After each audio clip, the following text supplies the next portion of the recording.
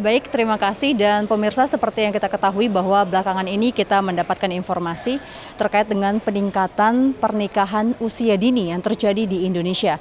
Bahkan data menyebutkan bahwa peningkatan pernikahan usia dini ini dipicu adanya permintaan dispensasi usia menikah di berbagai pengadilan agama di Indonesia.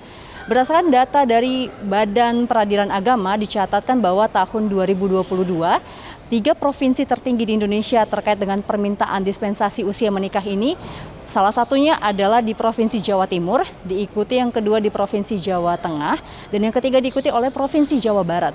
Bahkan dikabarkan pemirsa, mirisnya 80% dari pernikahan usia dini ini diakibatkan karena adanya kehamilan di luar nikah.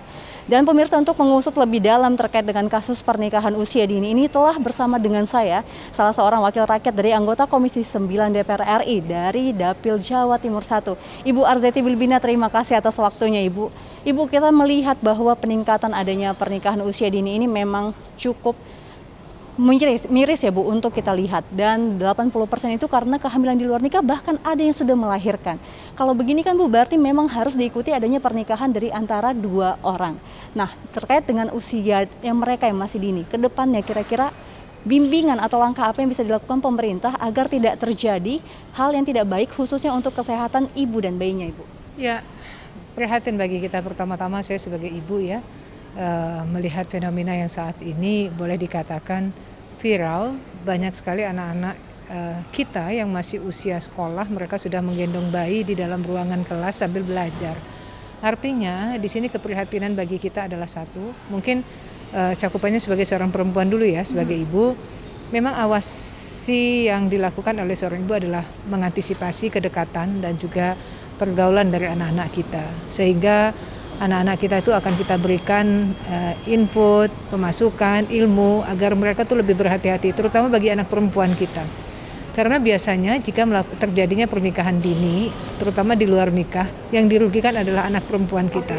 Karena dia harus menanggung gitu, bagaimanapun dalam kondisi hamil dia harus melahirkan dan harus merawat anaknya. Sementara usia dia belum sanggup dan mampu memiliki ilmu bagaimana mendidik merawat anaknya gitu ya. Dirinya sendiri aja masih belum kerawat.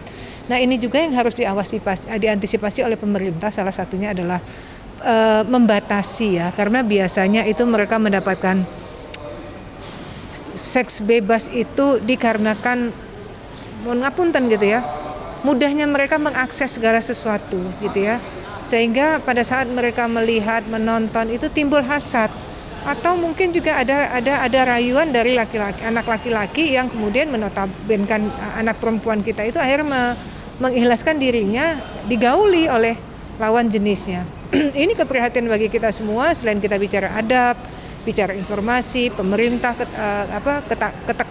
keketatan pemerintah dalam memberikan informasi dan juga pengaksesan teknologi atau gadget yang dimiliki oleh anak-anak. Saatnya pemerintah harus betul-betul mengawasi jangan sampai anak-anak mudah mengakses apapun itu.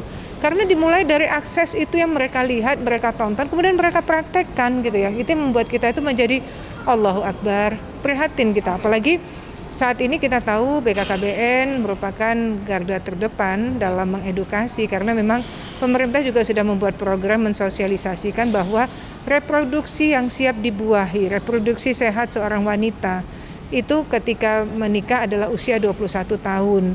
Jadi artinya kalau anak kita belum mencapai usia 21 tahun, kalaupun mereka memiliki pasangan, kita kasihkan pemasukan ilmu agar mereka menunggu dulu sampai reproduksinya betul-betul sehat dan siap untuk dibuahi. Oke. Nah, mungkin Bu, masih banyak di luar sana masyarakat yang belum mengetahui apa sebenarnya dampak dari pernikahan usia dini khususnya untuk perempuan atau calon ibu. Bagaimana Bu kira-kira?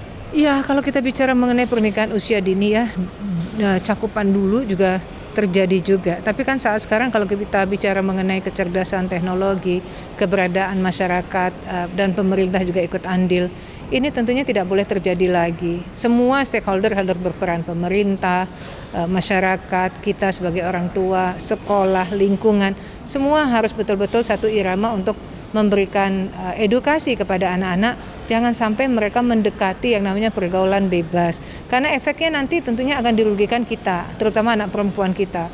luar biasa bicara mengenai usia belum cukup, kemudian harus melahirkan, kemudian harus merawat, itu pasti memberikan tekanan yang sangat tinggi bagi anak-anak kita.